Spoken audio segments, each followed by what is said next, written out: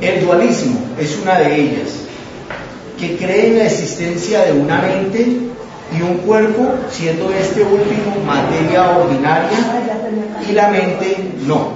Eso es el dualismo. Ahora vamos a referirnos al monismo, que son corrientes psicológicas que a nivel material describe sobre la psicología. El monismo se refiere a que todo lo que hay en el universo es materia y energía, y en que la mente es un fenómeno producido por el funcionamiento del sistema nervioso. Entonces podemos ahí ir sacando conclusiones de que el uno se refiere a materia y energía y el otro pues tiene en cuenta a la mente, pero desde otro punto de vista. Así, desde esto el materialismo toma a la psicología. Entonces vamos a ir poco a poco ondeando en ese aspecto de la psicología y miramos cómo encajamos con la reencarnación. En el comienzo de esto, ¿de dónde partió este ciclo de charlas? O sea, las que se han venido dando durante el año, las que he dado, ¿partió desde cuándo? Desde el año inmediatamente anterior, cuando vimos el libro Volví, en esa conferencia. Luego vimos en la conferencia siguiente constatación científica de la reencarnación, luego una nueva ciencia, y cerramos ese ciclo ya con la última, que es esta, psicología y reencarnación. Continuamos entonces, ahí para que nosotros nos direccionemos hacia el objeto de esta conferencia del día de hoy. Entonces hablábamos sobre las dos corrientes, que es el dualismo y el monismo. Continuamos. La psicología fisiológica y la neurobiología mantienen un enfoque empírico, práctico y monístico en el estudio de la naturaleza humana. Y ahí es donde va el estudio de lo que es la conducta humana, la mente y sus procesos, desde el punto de vista material. Estamos lejos de comprender el funcionamiento del sistema nervioso, y en cualquier caso no hay modo de estudiar fenómenos que no sean físicos en el laboratorio. Solo se estudia materia y energía, o sea, todo lo que es palpable. Eso es lo que básicamente se estudia en el laboratorio. Por eso es que no se ha ceñido la ciencia de estudiar el espíritu, porque obviamente no lo ven, no lo pueden palpar. Es por eso se ha retratado un poco la ciencia en enfatizar sobre este estudio. Aquí tropezamos con el principal escollo. Medimos la conducta humana externa y tratamos de explicar los trastornos mentales en función de mecanismos de aprendizaje ambiental, transmisión genética, descompensación en nuestra química interna, los diferentes sistemas fisiológicos que tiene el cuerpo físico, así como lesiones en el cerebro. Todo se queda así en la cáscara. ¿Cuál es la cáscara nuestra? El cuerpo físico. No se cuestiona el sentido profundo de lo que no vemos ni podemos analizar con nuestros aparatos. Por eso solamente mide lo que es materia y energía. No podemos medir entonces en ese orden de ideas al espíritu, ya que no es observable.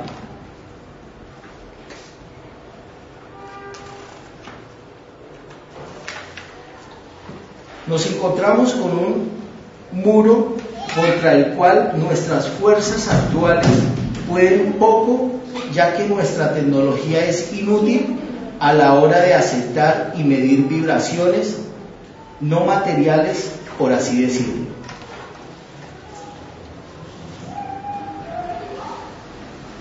Ahora miremos qué es la reencarnación. En primera medida miramos lo que es la psicología, esas 3 etapas, hasta dónde la ciencia ha logrado llegar, y ahora miremos qué es reencarnación. ¿Qué es la reencarnación? Es la creencia en la existencia de sucesivas vidas animadas por el mismo espíritu. Eso es reencarnación. Por ello, mientras no se conozca el espíritu, mucho menos se llegará a aceptar el hecho de la reencarnación. ¿Por qué la ciencia se resiste a profundizar en cualquier investigación sobre la reencarnación? En primer lugar, ese tipo de investigación no permite exámenes de laboratorio, como lo veníamos diciendo inicialmente. No puede ser producido de manera programada ni visto a través de un microscopio. Porque como vimos en la conferencia de Diana, miramos lo macro a través de los telescopios y cada vez se observan mundos y mundos. Y miramos a través del microscopio ya en escala reducida y también se llega a la misma conclusión, se llega a una nada. ¿Listo? En segundo lugar, no hay evidencia del mecanismo a través del cual sería posible la reencarnación. No se puede detectar con elementos objetivos al espíritu, ni cómo se transfiere de un cuerpo a otro. Por último, existe un conservadurismo en la ciencia que impide encarar seriamente cualquier evidencia que desafíe el actual entendimiento de cómo funciona el mundo. O sea, hay muchos cuestionamientos a nivel científico, muchos, pero nosotros realmente en aterrizar en esencia realmente el porqué de las cosas, el de dónde venimos, el qué estamos haciendo acá y para dónde vamos, básicamente el espiritismo es el que nos viene explicando eso, pero a nivel científico no hay todavía nada de eso. Más bien lo que hacen nuestros científicos es proyectar a crear más armas, a crear más cosas entre comillas sofisticadas que no van a ir contribuyendo sino a destruirnos nosotros mismos. Pero en esencia lo que realmente nos debería de interesar, en eso nos ha ahondado mucho. Según dice Ian Stevenson, este gran científico, dice que si los herejes pudiesen ser quemados vivos hoy día, los científicos herederos de los teólogos que quemaban a cualquiera que negase la existencia del alma, hoy quemarían a los que afirmasen que el alma existe. O sea, en ese momento estaríamos nosotros quemados, ¿cierto? Hablando de acá de espiritismo, de la reencarnación, de la existencia del alma, de que esta vida continúa, ¿no es cierto? Bueno, en mi opinión, la ciencia es una isla que cree que no está rodeada de agua. ¿Por qué?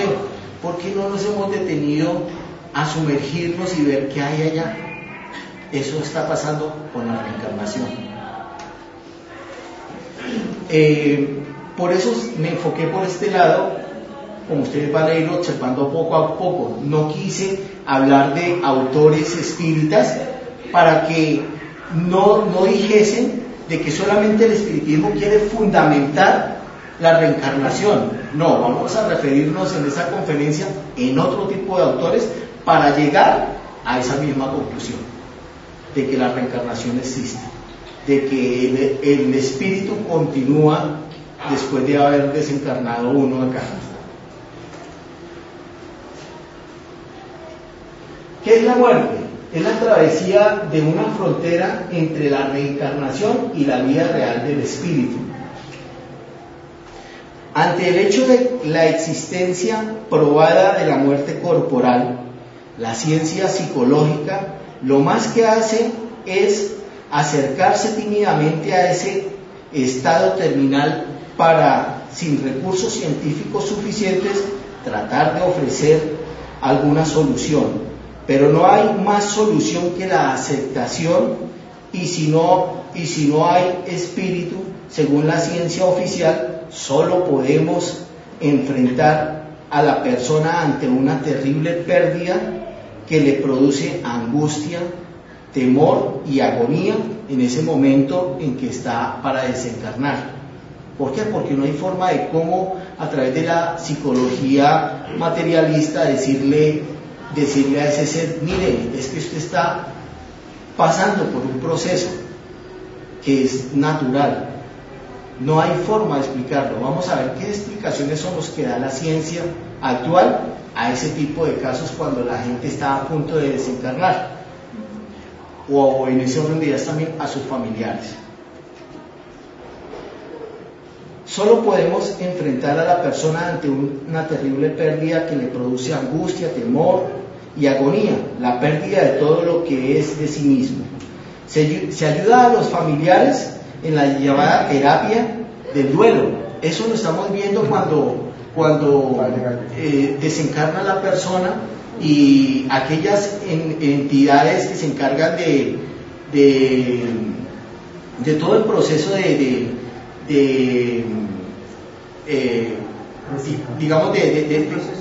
el proceso desencarnatorio, que es llevarlo, preparar el cuerpo, todo eso. Entonces, a todo ese proceso, más lo que acontece después de haberlo enterrado a aquella persona, entonces han tratado de como sensibilizar y decirle a través de palabras bonitas de que pues la vida continúa pues su vida, de que eso es un proceso natural, pero pues obviamente no ahondan más allá de lo que realmente uno debería necesariamente saber o entender. Eso es lo que viene explicando el espiritismo, y le daría pues obviamente más tranquilidad a la gente. Se ayuda a los familiares en la llamada terapia de duelo a superar esa pérdida, a alejarse paulatinamente de la angustia de no ver más al ser querido. Eso es lo que ellos tratan de hacer. La psicología y la medicina ante la muerte carecen por tanto de recursos que permitan ofrecer consuelo al ser vivo, que pronto desaparecerá. Tienen que apelar a frases como esta: hemos hecho todo lo posible, el resto está en manos de Dios. Eso es lo que las explicaciones que normalmente nos dan, o bien sea en un hospital, o bien sea alguien que más o menos quiera darnos consuelo ante una situación de esta, ¿cierto? Otra dentro de las comunes: hemos hecho todo lo posible, el resto está en manos de Dios, que era lo que había mencionado. Otra es: no podemos hacer más, la situación ha llegado a un punto irreversible, lo siento.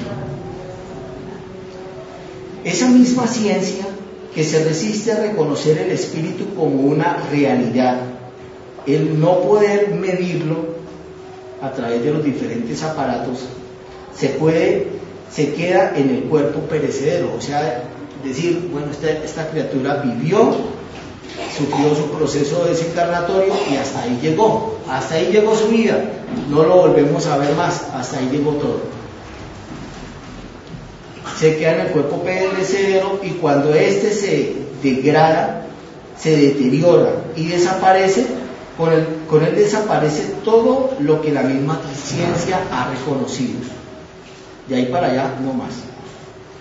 Se sienta y a menudo se intenta y a menudo se consigue que vayamos todos en un barco donde solo se ve la materia sólida, o sea, en este caso el agua, que ya lo había mencionado cuando decía de que no ahondamos allá, sino que solamente vemos lo superficial, el agua no más. Pero entonces, ¿qué sucede? O sea, porque no se ha escudriñado en esto, entonces cuando lleguemos y bajemos al agua, lo que vamos a hacer es ahogarnos, porque no vamos a saber cómo nadar, cómo poder sobrevivir allí. Nosotros, afortunadamente, aquí en la doctrina espírita, el sentido de desencarnación e encarnación, y eso nos permitirá afrontar con más firmeza ese momento de transición que a todos nos provoca un lógico temor.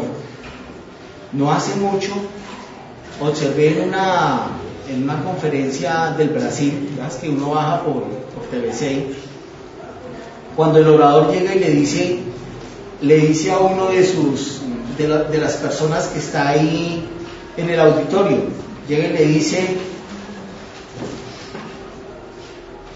supongamos que usted muere mañana. Y ahí se refiere a uno de los del auditorio y le dice, supongamos que usted muere mañana.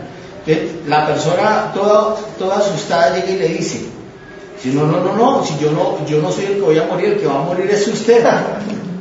Eso fue lo que se vio ahí. Entonces, ¿qué quiere decir esto? De que hay mucho temor, obviamente, y entre los mismos espíritas a la desencarnación. Ha existido y existen muchas aproximaciones y estudios, por desgracia, no suficientemente estructurados y mucho menos divulgados en el sentido de provocar la existencia del espíritu y por ello también la posibilidad de la reencarnación. Hagamos un breve recorrido por esto.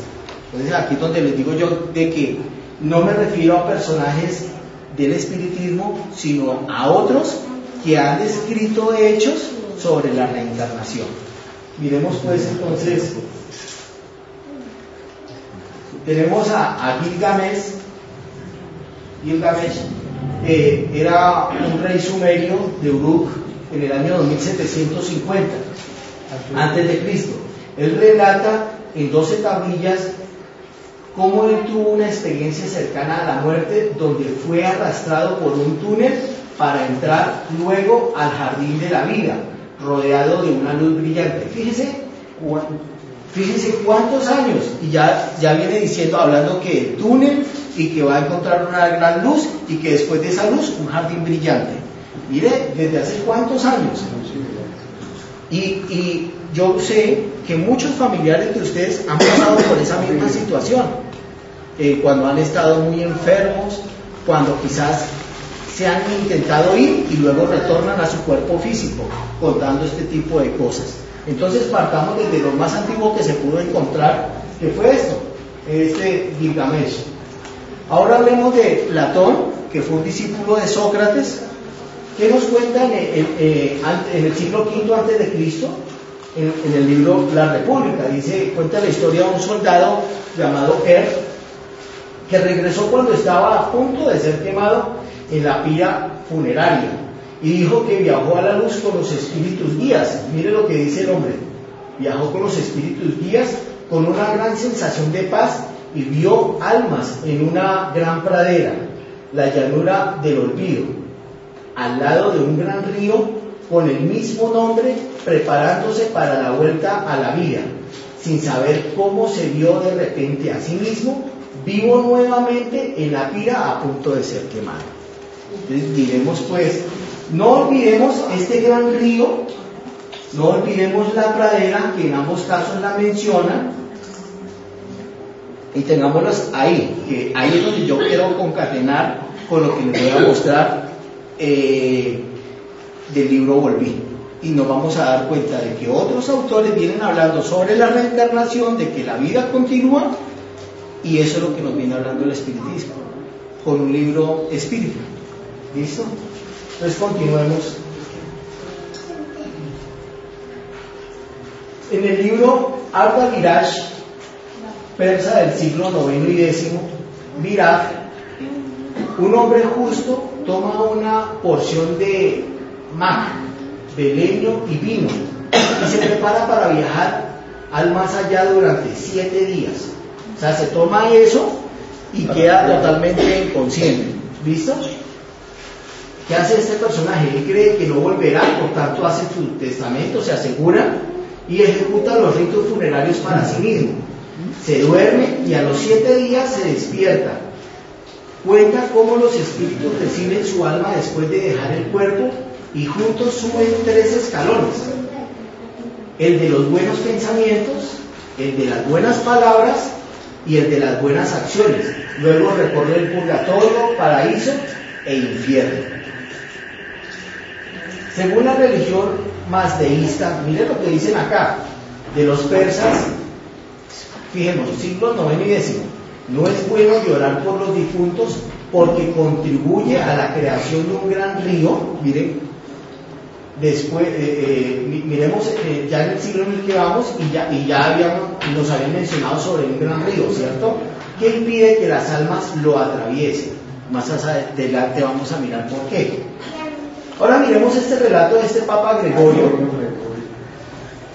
llamado San Gregorio Magno, todos lo conocemos, obviamente es el personaje conocido por los cantos gregorianos en el siglo VI, donde expone en su libro Diálogos sobre la vida y milagros de padres italianos 3 casos de experiencias cercanas a la muerte, donde en uno de ellos un soldado dice que vio un puente sobre un río humeante que expelía un olor insoportable y que conducía en el otro extremo a unas maravillosas praderas verdes llenas de flores con aromas delicado y placentero. El puente se ensanchaba para no dejar a los justos y se angostaba para arrojar a los malos al río hediondo. ¿Qué podemos ver acá? Aquí en esta parte quiero referirme, fíjense que el hombre tomaba una porción. Ahora me remito yo a Haití. Si han escuchado ustedes la historia de los zombies. ¿Qué pasa allí? Supuestamente los zombies llegan y les hacen un rito especial y ellos después de cierto tiempo vuelven y se levantan y empiezan vuelven y viven. Entonces yo me ponía a pensar, yo dije, hombre, en la ciencia espírita, en lo poco que he estudiado, eso no es concebible. Entonces empecé a investigar, pues a través de haber encontrado esto, y me encontré de que resulta de que ellos también toman un brebaje, o sea, hacen su rito, se toman un brebaje que parte de algas y un poco de cosas marinas, se beben buenas tardes, se beben esa digamos que esa porción de eso que hacen, de todas esas mezclas, de esas pócimas, gracias Rosalita, de esas pócimas, y se la beben. Entonces obviamente llegan y son enterrados. A los 10 días esa gente se levanta porque obviamente el efecto de esas pócimas ya ha pasado. Entonces, ¿qué sucede? ¿Cómo no va a tener uno cara de muerto después de haber estado enterrado, por un lado? Segundo, haber estado envenenado. Y tercero, hombre, ¿qué cara puede uno es? Entonces, ¿qué sucede? Entonces, esos son los famosos zombies. Y ahí mismo en la literatura con la que me encontré, decía de que para que no le fuese pasar eso a los familiares, a los que se sometían a ese tipo de ritos, obviamente los otros no lo saben, entonces les estaban cortando la cabeza para que así no se levantaran. Entonces, en otras palabras, los estaban enterrando vivos y los estaban asesinando de paso ahí por eso, para que, digamos que para ellos no patrocinar ese tipo de ritos. Eso está pasando en Haití. Y esos son los famosos zombies. Y mire, y nos lo vienen contando aquí desde el siglo IX y X. Continuemos. Con la diferencia de que a él no lo enterraban. Entonces, él era consciente porque pues obviamente deja su testamento y todas estas cosas. Miremos a Emanuel Swedenborg, que lo tenemos aquí en este cuadrito, un científico de la época, siglo XVIII, sueco. Efectuó y divulgó numerosas experiencias cercanas a la muerte y a la comunicación con los muertos. Un arzobispo dado por muerto relató al volver a la vida todas las conversaciones habidas a su alrededor. Es famosa la anécdota de este sabio al que la reina de Suecia le dijo en tono irónico con respecto a sus comunicaciones con los desencarnados. Le dice así: si ves a mi hermano, que obviamente ya había desencarnado, le dice, salúdale. A la semana, Swedenborg se acercó a la reina y le susurró en el oído estas palabras. La reina se quedó lívida y dijo: solo Dios y mi hermano sabían lo que usted me acaba de decir. Miremos otro personaje ya del siglo XIX, Albert Heijn, en el siglo XIX, suizo, otro país. Hemos hablado de franceses, de la parte de Persia, de la parte romana. Este ya es un suizo. Swedenborg era sueco. Publicó las experiencias de 30 personas que sobrevivieron a caídas en los Alpes franceses. Todas ellas relataron la calma, la distensión del tiempo y una versión fugaz de todo su pasado. ¿Sí ven? Esa es otra constatación de aquellas personas que aparentemente se han ido, que han vuelto y han contado este tipo de cosas. Y no son personajes espíritas. De pronto Schweiger por sí, pues dio a conocer su mediunidad como aporte principal, y pues obviamente en esa época era un gran científico. Ya hablemos de los contemporáneos del siglo XX para acá. Negotsky, en 1909, ruso, padre de la técnica de la reanimación. Esa es la reanimación, la que se hace acá en el corazón, ¿sí? Con los aparatos. O con los aparatos directamente, choques eléctricos. Esa es la técnica que él experimentó, lo que dicen en primeros auxilios RCP, reanimación cerebrocardiopulmonar. ¿Listo? Entonces a eso es lo que se refiere acá. Él fue el padre de eso, que experimentó esa técnica. Reanimó a muchos soldados heridos en el frente de combate durante la Segunda Guerra Mundial, tomando nota de sus explicaciones del trance. Ellos decían que era como un sueño sin sueños, o sea, desde su óptica. Decían, siento como un sueño, pero cuando volvían a la realidad decían, no, pero es que esto no es un sueño. Todas esas experiencias que vivían y que iban y contaban. Sí, seguimos. Y a menudo relataban escenas gloriosas en la otra vida. Para él eran percepciones distorsionadas de un cerebro que funcionaba mal. O sea, para él, ¿sí ven? Desde su óptica como científico materialista, él no veía más allá, entonces decía, él lo encajaba solamente en lo poco que él conocía. Entonces decía, no son trastornos mentales los que estas personas han padecido, puede ser por el efecto de la misma guerra. Su base materialista le impidió llegar a otras conclusiones, ¿sí ven? Donde él hubiese tenido conocimiento sobre la reencarnación, quizás hubiese llegado más allá. Ahora miremos a James Slot en 1854, profesor de lógica, realizó estudios en enfermos antes de morir, donde uno o 2 días antes del evento visualizaban apariciones de familiares o amigos fallecidos que actuaban como guías para el más allá. ¿Sí? No nos dejan solos. Ernesto Bozano, muy conocido entre nosotros los espíritas, en 1862, médico, llega casi a las mismas conclusiones en sus estudios. ¿A cuál? A las de James Slot. Ahora hablemos de Sir William Barrett, 1844-1925, médico, expresó que el moribundo tiene la sensación de abandonar su cuerpo y sus familiares, percibiendo su aparición una vez desencarnado. Entonces ahí podemos ir observando cómo otros personajes que a nivel científico materialista han ido hablando, haciendo esbozados sobre este tipo de situaciones con las que se han encontrado en lo que ellos mismos practican o realizan. ¿Listo?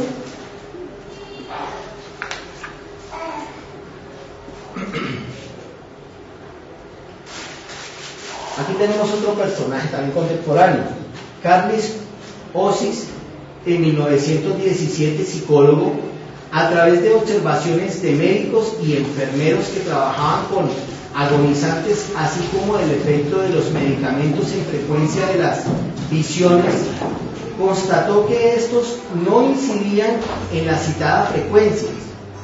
O sea que eran pacientes que en el quirófano se iban, y esas lineecitas que salen así que nos muestran en las películas, eso se veía, era solamente la línea. Entonces él tomó como referencia esos casos, porque después de que aparentemente ya habían desencarnado, vuelven. Esas son las líneas de frecuencia a las que se refiere. Las visiones en personas normales generalmente eran fundamentalmente visuales, ¿sí? En personas normales eran visuales lo que ellos evidenciaban. y en aquellos que sufrían algún tipo de trastorno mental eran fundamentalmente auditivas. ¿Sí ve? En los enfermos mentales, cuando ellos regresan, lo que percibían lo percibían a nivel auditivo, los normales a nivel visual. O sea, ellos veían allá, en el más allá, lo veían y eso era lo que ellos venían y contaban. ¿Listo? Eso fue lo que este señor pudo concluir ahí. Los relatos incluían las apariciones de figuras fantasmales. Obviamente sabemos de que esas figuras se ven dependiendo del estado con el que vayamos nosotros a partir. Porque fijémonos que en los otros casos nos hablaban que personas espirituales, quizás familiares y todo esto. Aquí ya nos habla este señor de figuras fantasmales, que era lo que les contaban a él por obviamente esas formas que ellos percibían, que se presentaban para hacer compañía en el último viaje. Imagínense a dónde los iban a acompañar estos personajes y a dónde los acompañaban los buenos. Vayamos sacando nosotros mismos nuestras propias conclusiones. Una tercera parte tuvo experiencias negativas debido a la resistencia a ver apariciones o al terror provocado por las mismas. Aquí tenemos otro personaje, Carl Jung, es un famoso psiquiatra, psicólogo, él dio muchos aportes a nivel psicológico para la psicopedagogía infantil también, por eso es muy conocido él, quien al sufrir un infarto tuvo la visión de dejar el planeta desde una perspectiva panorámica casi astronáutica, o sea que él estaba en ese estado y salió de su cuerpo físico y observó la Tierra. Imagínense, este no era un hombre, un espíritu cualquiera, un hombre, por un lado, era un psiquiatra bastante famoso y le hizo muchos aportes a la humanidad por lo que estudió, por los estudios que realizó. Por el otro, esto no lo puede hacer cualquier ser humano, tenía ya su grado de evolución para hacer eso, porque como dice en el libro de Ramatiz, en Mediunidad de Cura, nosotros, de acuerdo a nuestra densidad espiritual, es que nosotros nos quedamos aquí o vamos poco a poco elevándonos. ¿Qué nos mantiene pegados aquí? Son nuestras imperfecciones, y esas imperfecciones nos ayuda la ley de la gravedad a atraer. Por eso difícilmente podemos partir. Este hombre lo hizo, obviamente, por su grado de evolución. Son las 8:20, qué pena, se me jodió. Continuemos. Russell Noyes recopiló 104 casos de personas que habían pasado por situaciones gravemente amenazantes para su vida. Analizó él, en todas sus prácticas, 3 etapas específicas en ese proceso de desencarnación. La primera, la resistencia, que era el reconocimiento del peligro, miedo a morir, lucha por la vida, aceptación de la muerte. O sea, eran aquellos seres que en el hecho de muerte, o sea, se veían acaecidos a sufrir este tipo de situaciones. ¿Qué otra situación se percibía en esta otra etapa? Revisión de la vida, generalmente con sentimientos de paz, ¿sí ven? Ese otro tipo de seres que desencarnaban, pero que sentían sentimiento de paz, se revive de forma condensada y panorámica, asociando a sensaciones de estar fuera del cuerpo. O sea, como estaba convaleciente ese ser, entonces mostraba, o sea, veía su cuerpo ahí y veía todos los médicos y enfermeros, y desde ahí observaba todos los procesos que le estaban haciendo a nivel médico. Esta otra etapa, trascendencia, estados de conciencia místicos, se trasciende el tiempo, el espacio y su propia identidad personal en medio de la felicidad. ¿Sí ven? Entonces esos 3 estados, estos 3 etapas, y esas 3 etapas se dan de acuerdo al grado de adelantamiento que tenga ese ser para padecer ese tipo de situaciones en el momento de desencarnar uno. Miremos otro científico, Raymond A. Moody, en 1977, fundador de la agencia política y espiritual llamada New Age, Nueva Era, y su libro Vidas después de la vida, donde se ofrecen testimonios de personas clínicamente muertas. Estableció una tabla de sensaciones y percepciones. Normalmente, esas tablas, a medida de que ellos experimentan con 30, 40, 50 casos y más, entonces ellos establecen unos parámetros. Bueno, tal persona desencarnó bajo tales condiciones, entonces, y mostró tales casos, entonces van haciendo sus tablitas y fijan unos parámetros para que las próximas personas a las cuales él siga estudiando, entonces ya las va fijando dentro de esos parámetros. Así lo hace la ciencia. Miremos un ejemplo de uno de esos casos. Una anécdota sucedida con un niño que volvió a la vida en la mesa de operaciones o en el quirófano y dijo: tengo que contarles un secreto, dice el niño, he estado a medio camino del cielo.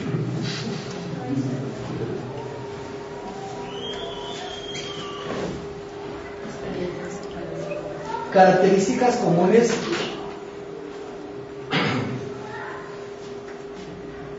en experiencias cercanas a la muerte. Entonces tenemos las siguientes. Se experimenta muerte clínica. Entonces, ¿qué sucede ahí? Falta de oxígeno al cerebro. Audición de voces médico y o de familiares, los que están ahí o los que están allá afuera en la sala de espera. Zumbidos y ozones de campanas. Eso lo escuchan aquellas personas que están en ese momento convalecientes. ¿Qué escuchan también? Movimiento a lo largo de un túnel. Movimiento a lo largo de un túnel que tiene al final una luz brillante. Eso ya lo habíamos visto en los otros eventos que habíamos mencionado en diferentes partes de la época. En la cuarta es una sensación de estar fuera del cuerpo y observación de lo que hace con él. ¿Qué hacen con el cuerpo? Que le están haciendo alguna intervención o algo así para poderle salvar la vida. Entonces él observa todo eso, el espíritu, de lo que están haciendo con su cuerpo físico.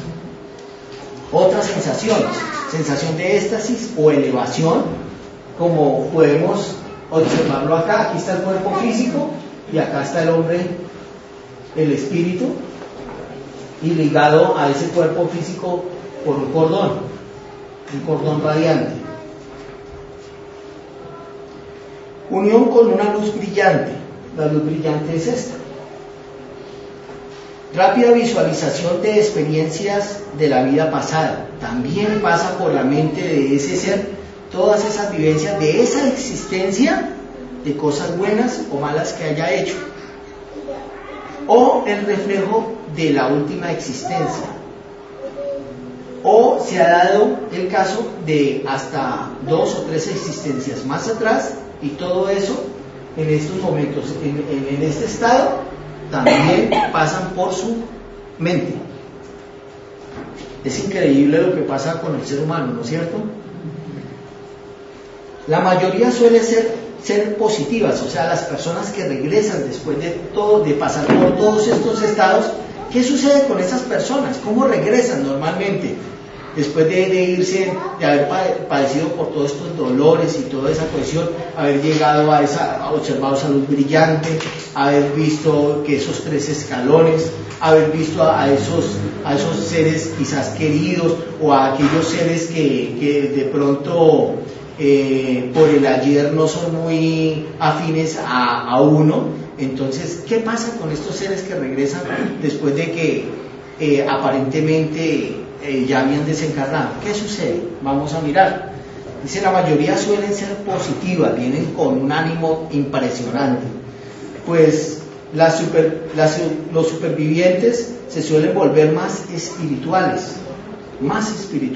Ahí hay un caso del Minuto de Dios que el otro día Rosalvita nos puso una grabación, de una hermana que fue en la Universidad Nacional alcanzada por un rayo, ella y su hermano, y ella llegó y pasó por un estado de estos, y después cuando vino totalmente renovada esta mujer, y más bien vino a mirar cómo podía aportar en su religión a otros seres que pudiesen estar en el mismo estado o en peores condiciones que la que ella tenía antes de haber padecido este tipo de situación. Miremos que otras cosas: se interesan más por los demás, aprecian intensamente la vida, disminuyen su temor a la muerte, son menos materialistas y más competitivos. ¿Competitivos en qué? En su tiempo de estaría acá. Dicen, no, yo no puedo desaprovechar más mi tiempo, tengo que aprovecharlo porque ya me di cuenta qué es lo que sucede allá, y no, yo quiero estar allá porque, pues si llegó a la luz y vio que esos jardines y eso, no, yo quiero llegar allá. Entonces tengo que mejorarme, tengo que cambiar, tengo que reformarme íntima y moralmente. Eso sucede con estas personas que han estado en esos estados y que se les ha dado la otra oportunidad de venir acá nuevamente a resarcir. ¿Listo? ¿Está claro?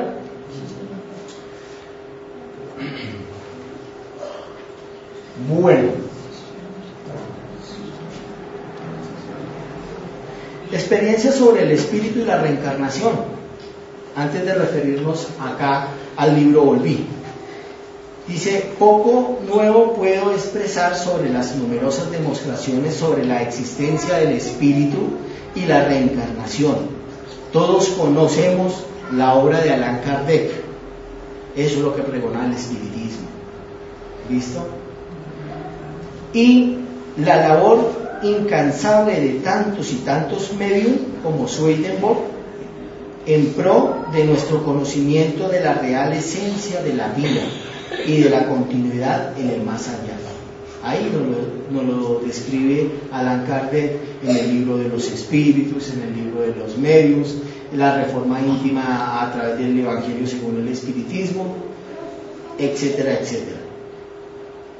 También numerosos científicos han empleado buena parte de sus esfuerzos al estudio de casos, ya lo hemos visto acá evidenciado con los diferentes autores que hemos mencionado, y por tanto la realidad de que existe un espíritu.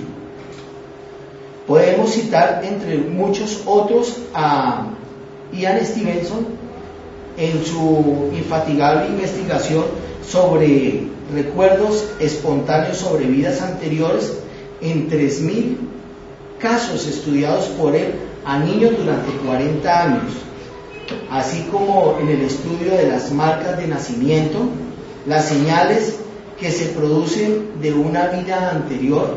Eso lo podemos ver evidenciado en los lunares que tenemos nosotros. Recibimos a nuestro bebé y viene con una marquita y nosotros normalmente decimos eso es genético, pero aquí vemos evidenciado de que no es la genética, sino que la cosa tiene su trascendencia en vidas anteriores. En Brasil, los doctores Guimarães Andrade y Fiorini, ellos, yo lo mencioné en Constatación Científica de la Reencarnación, por el cual no voy a referirme mucho sobre ellos. Ellos hicieron estudios sobre las huellas dactilares. Nos damos cuenta de que la huella dactilar es única para cada ser humano. O sea, podemos parecernos a otro ser humano, y que yo he evidenciado eso cuando he ido a otra ciudad y dicen, pero es que usted se parece, yo lo vi a usted acá. Usted trabaja en tal parte. Y yo, no, pero yo acabo de llegar. Entonces dice, sí, hay similitud, de pronto física, pero la huella dactilar, eso sí es única para todos. Por eso se toma como referencia para ciertas cosas de orden judicial, jurídico, etcétera, etcétera. La técnica de transcomunicación instrumental, que en una charla, en una conferencia anterior, Dianita nos hizo referencia a esto, tampoco voy a ahondar en esa parte. Ya nos dejó muy claro ese tema. La obra inmensa, sí, ahí se despertó Pachita cuando le mencioné a Diana, precisamente. La obra inmensa de Francisco Cándido Javier, que todos lo conocemos, no hubiese sido posible de ninguna manera bajo la estricta visión científica así como las psicografías de tantos otros medios que todos nosotros conocemos y que nos acompañan en estos momentos. Dios existe, hermanos. El espíritu existe, eso es una realidad, y la reencarnación es un hecho. Aunque estamos muy lejos de poder probarlo para una ciencia monista, que fueron las que mencioné inicialmente a través de la psicología materialista, y aún ante la sociedad basada en lo perecedero, que dicen que hasta ahí desencarnamos y hasta ahí llegamos nosotros. Cuando llegue el momento, todo será demostrado. Recordemos al pobre Galileo y tantos otros adelantados en mundos anclados en las sombras que no supieron reconocer la verdad.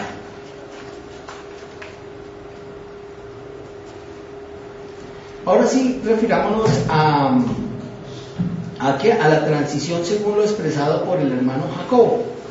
Voy a dar una serie de pautas para que después miremos las diapositivas de este libro Volví, para que nosotros saquemos nuestras propias conclusiones y concatenemos lo que se habló de otros autores que no son espíritas con lo que dice un libro espírita psicografiado por Francisco Cándido Javier, que se llama Volví. Entonces voy a decir las pautas que él describió en su proceso de desencarnación. Sensación de dos corazones, uno descompasado y otro profundo y estable. Segundo, sensación de choque en la parte posterior del cráneo, en esta parte, como si abriesen unas compuertas. Revisión de toda la vida de ese ser.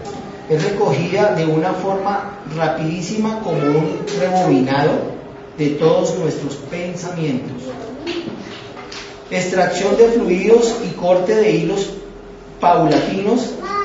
La ayuda espiritual en ese momento que recibe este ser, muchas veces anestesia y el dolor de dicho desprendimiento. Otro, visualización en ocasiones de un hilo plateado, como el que vimos en la diapositiva anterior, plateado, que une el periespíritu, que es el cuerpo del espíritu, a la cabeza del cuerpo. Sexto, consideraciones sobre el abandono del cuerpo, compañero de viaje en esta breve estancia, superan una crisis que la concentración en la oración puede aminorar o suprimir. La fijación en los intereses materiales, ahí uno también se acuerda de eso, dejé la cuenta bancaria y empieza entonces a perturbarse con ese tipo de cosas, siendo que ya no le deje de interesar a uno.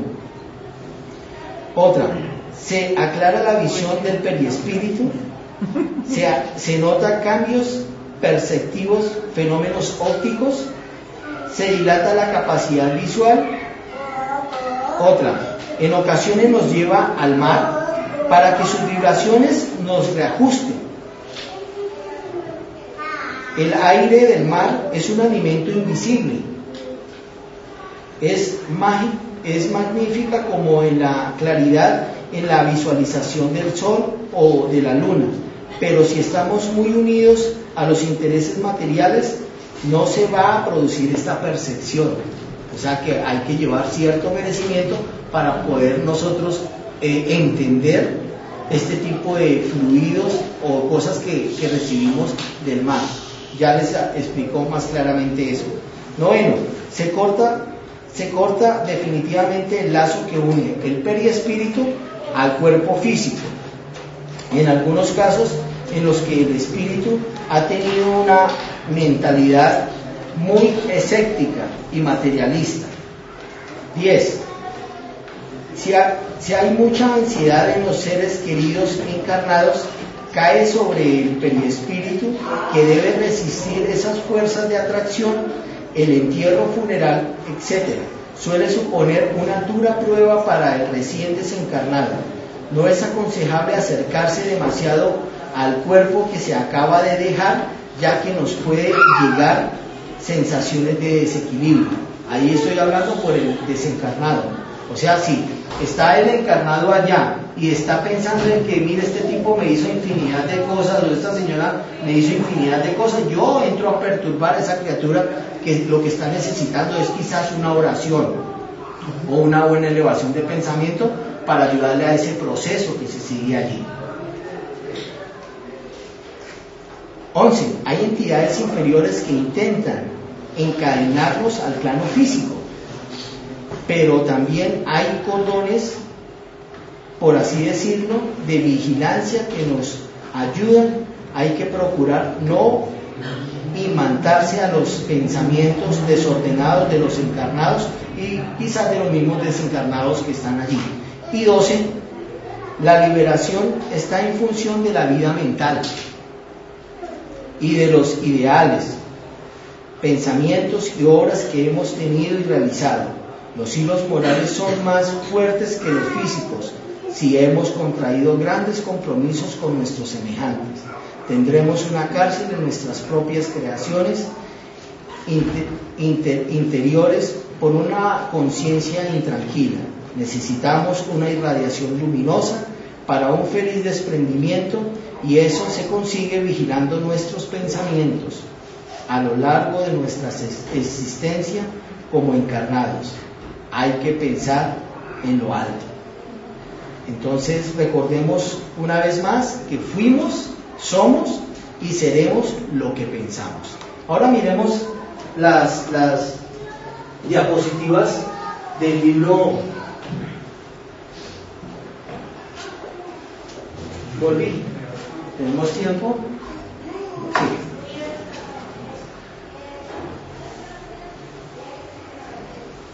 Vamos a verlas rápidamente. Si hay preguntas, las hacemos al final.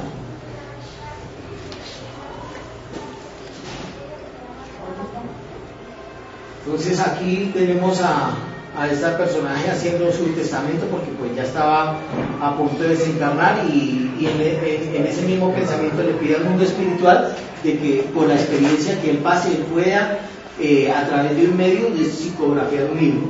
Aquí miramos en esta parte cómo el espíritu, o sea, por su merecimiento, él era un espiritista, por su merecimiento, cómo recibe esa irradiación de este buen espíritu que está asistiéndolo ahí.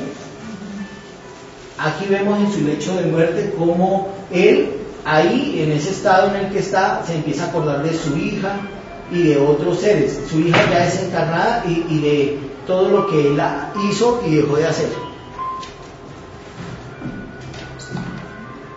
Aquí miramos cómo él observa su cuerpo físico, que era lo que ya habíamos visto. Aquí siguen haciéndole sus pases por un espíritu, y acá está la enfermera pues pendiente de toda la situación, dirigiendo ese proceso.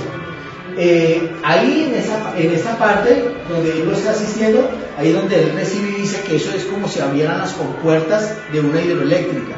Eso es lo que se siente en su lecho de muerte de una persona que está desencarnando. Miramos aquí cómo es asistido por otros buenos espíritus de acuerdo a su merecimiento, porque no todo el mundo recibe esto. Por eso tenemos que trabajar nuestra reforma íntima y moral. Aquí es a lo que yo me refería, de que ese hermano, aún estando conectado a ese cordón brillante, es llevado al mar para que el aire y la misma agua que es benéfica para él lo fortalezcan, y él pueda desencarnar de una manera más sencilla. Aquí vemos cómo sus familiares obviamente lloran por su ser querido. Aquí vemos los encarnados cómo disocian de ese ser, y los desencarnados haciendo la misma situación, y miremos todo el daño que se le puede hacer a una persona así. Mira, aquí están los desencarnados hablando. Claro, ese era el que iba y nos cobraba, porque él era bancario, tenía bastante dinero, pero pues obviamente estaba muy apegado, a pesar de que era espiritista, estaba muy apegado a la parte material. Entonces decía, claro, ese fue el que fue y nos cobró y qué tal, y ellos ya eran espíritus. Exactamente. Aquí miramos cómo sus familiares llegan y elevan su pensamiento a través de oraciones y todo esto a este ser, y mire cómo se siente él fortalecido, obviamente en su mismo proceso. Aquí él es llevado nuevamente al mar y allá son reunidos otros seres que han desencarnado, que han pasado por su mismo proceso y son llevados allí. ¿Para qué? Para ahí empezar a establecer esa nueva marcha, esa marcha hacia un plano espiritual, hacia el que nos hagamos merecedores cada uno de nosotros. Perdón. Ahí viene un espíritu de luz a apoyarlos por esa travesía. Ella va, digamos que escoltándolo por esa luz que trae inmensa. Ella es una profesora con su luz, entonces los escolta. ¿Para qué? Para que en su travesía no sean perturbados. Obviamente ellos tienen que ir haciendo oración para ir quitando todas esas pensamientos que irradian seres como este por su travesía. Ellos van ahí en una caravana. Si ven, todos ellos acabaron de desencarnar y van en esa caravana, obviamente escoltados por esta dama, que es una profesora, y por otros espíritus ahí acompañándonos. ¿Qué más sucede en ese proceso? Este es el río del que nos hablaban en el siglo V antes de Cristo, nos hablaban en el noveno, en el décimo.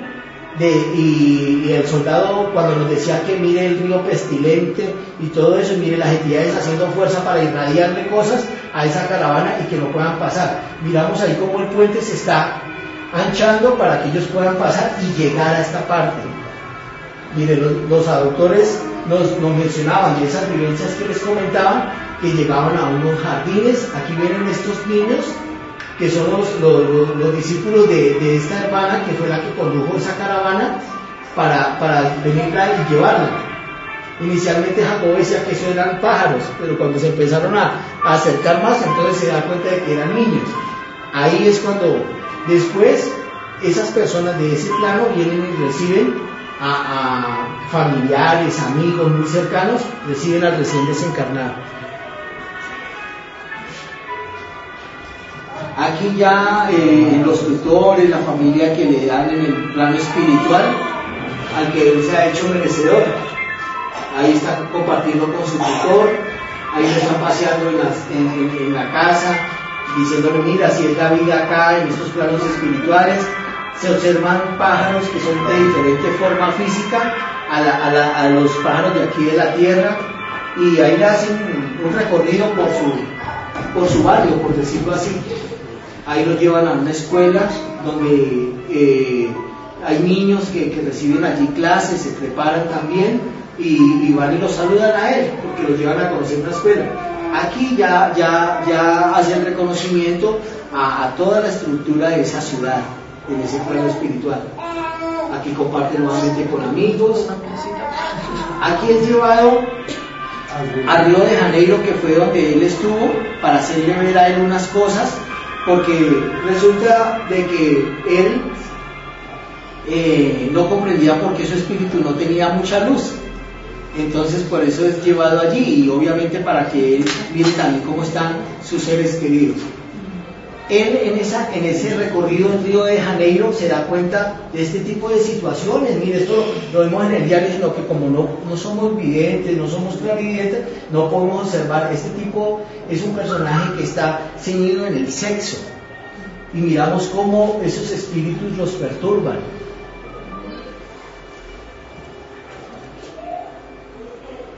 Aquí vemos en una reunión espírita donde él se compara y ve que hay otros espíritus que están ahí asistiendo a los de la reunión mediúnica y que están asistiendo. Mire, y él ve que hay otros espíritus que tienen más luz que él, y dice, ¿y yo por qué? ¿Por qué yo no? Pero entonces ahí él poco a poco se va dando cuenta de la situación. Aquí ya está allá en el palacio principal, en aquella ciudad del mundo espiritual, donde reciben una conferencia a todos los que han desencarnado, que llegaron en esa caravana. Entonces les están dando este hombre que se llama Bittencourt Sampaio. Este señor él era muy apasionado a leer libros de él, siendo espírita.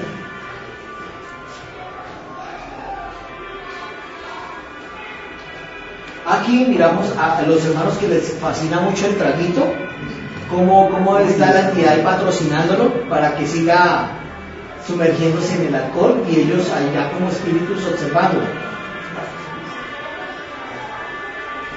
Él fue llevado a una terapia allá a un centro espírita de donde pertenecía a él, Jacobo, y entonces llega y lo reconoce el espíritu y le dice: ah, claro, usted era el que allá estaba intentándome quitar acá este ser encarnado, ¿no?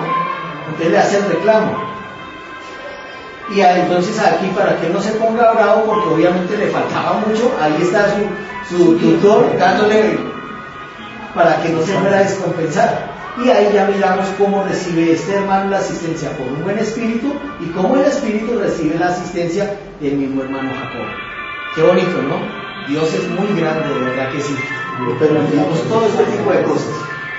Y aquí, a los que nos gusta renegar muchas veces de las otras religiones, miramos cómo hermanos equivocados en otras religiones, cómo nos hacen el reclamo en el mundo espiritual. Cuando vamos, se hacen esas travesías de que, mire, si usted era quien me decía tal cosa, pero ¿por qué? Entonces él, obviamente ya más sensibilizado y todo esto, les da un buen consejo y más bien nos ayuda a que estas criaturas sean recogidas y obviamente auxiliadas. Ahora, unas conclusiones, ya para terminar.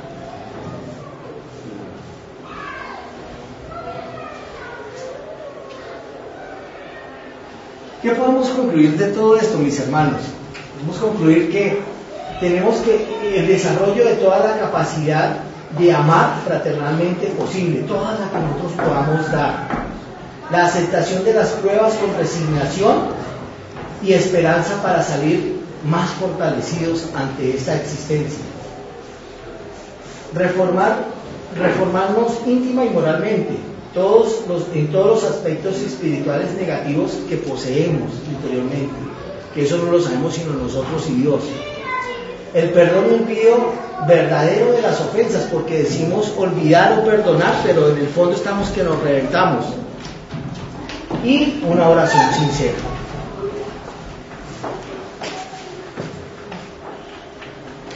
Mis hermanos, les voy a pedir un favor.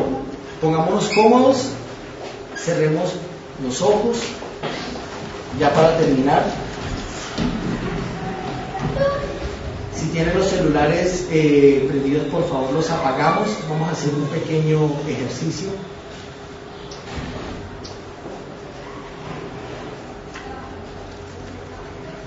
Cerremos pues los ojos, todos pongámonos cómodos. Y rebobinando el día de hoy que cada uno de nosotros haya tenido, volvamos al instante en que todavía estábamos el día de hoy dormidos antes de levantarnos, esta mañana. Respiremos lo más profundamente posible.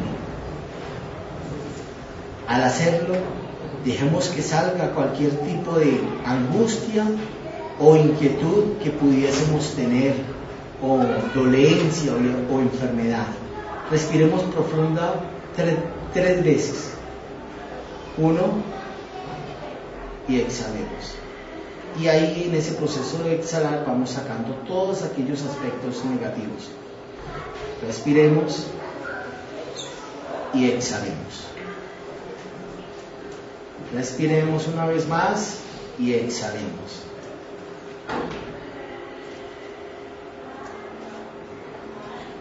Elevemos nuestro ser hacia el Señor, hacia Jesús, hacia Dios, nuestro Padre Creador,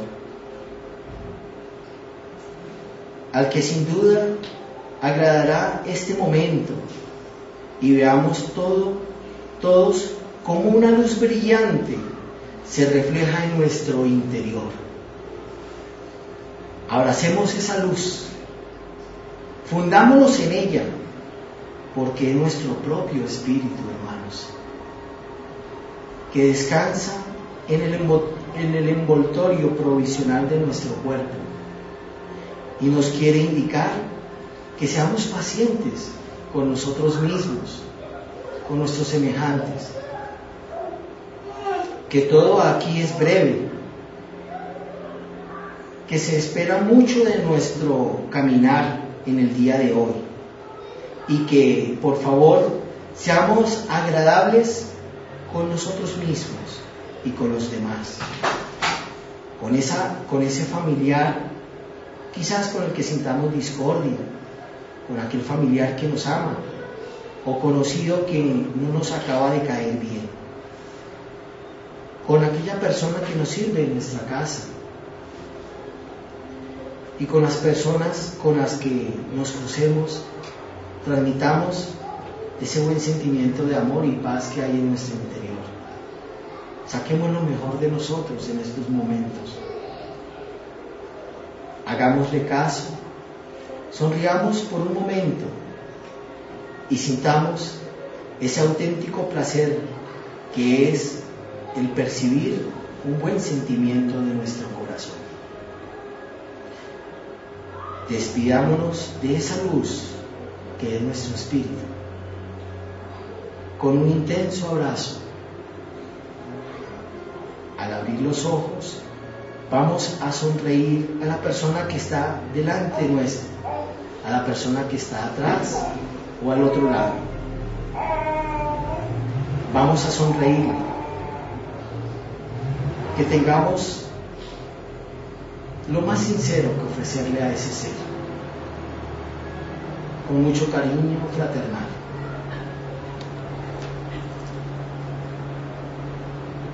Ahora abramos los ojos, ya más descansados, mis queridos amigos, y la verdad muchas gracias por el esfuerzo realizado y por vuestra amable atención.